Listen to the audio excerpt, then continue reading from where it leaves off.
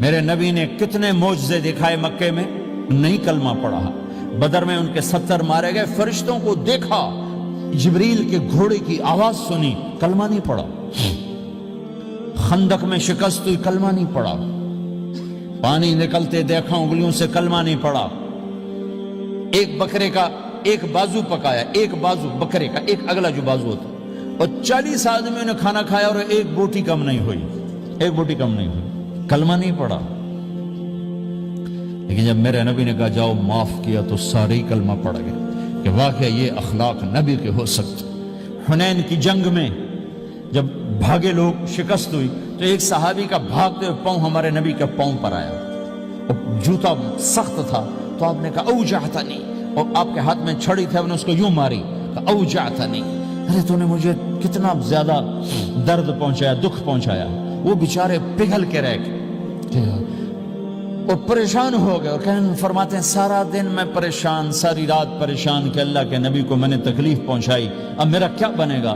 اگلا دن ہوا تو اعلان ہو رہا تھا بھائی جس کا پاؤں نبی کے پاؤں پہ آیا تھا اس کو اللہ کے نبی بلا رہے ہیں۔ تو صحابی کہنے لگے میں نے سمجھا بس اب میری تو دنیا بھی گئی اور آخرت بھی گئی، اب میرے اوپر کیس بنے گا اور مجھے ڈانٹ ڈپٹ بھی ہوگی، میرا کتنا بڑا گھاٹا نقصان ہوگا۔ یہ حاضر ہوئے ڈرتے ڈرتے، تو آپ نے فرمایا میرے بھائی کل میں نے تمہیں چھڑی ماری تھی، وہ مجھے معاف کر دینا، اور یہ 80 اونٹ تمہیں ہدیہ دیتا ہوں، 80 کیملز یعنی 80 پراڈو، 80 رینج روور کا یہ میری طرف سے تمہیں ہدیہ ہے۔ وہ حیران پریشان، یہ میرے نبی کے اخلاق ہیں، یہ میرے نبی کے اخلاق ہیں۔